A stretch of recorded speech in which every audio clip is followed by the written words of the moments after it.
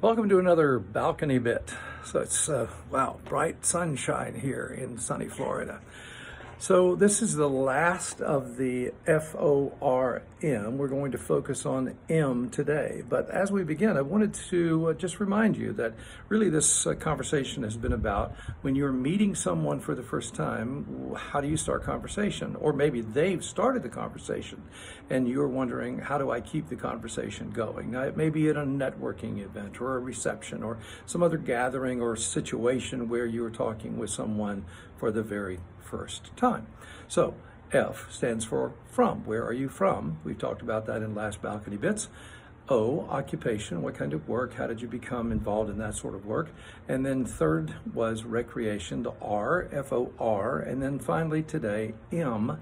And when I first was learning how to use this FORM method, really I learned that M was about money and it was about some connection to occupation and so forth. But really I prefer using it in relationship to motivation. So FORM, M for motivation.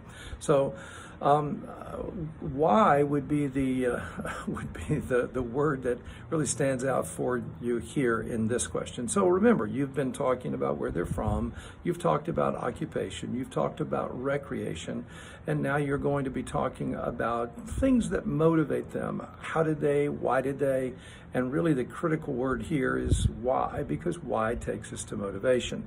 So along the way in the conversation, you may pepper the conversation with, well, why did you choose to do that? Or why did you make that choice or decision? Why was that important to you? Things like that out of your own curiosity. It's not an interrogation.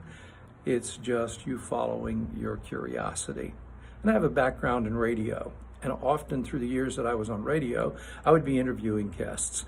And I would often find it challenging. In fact, I wanted to question why, but I held off on the why until I was deeper into the conversation.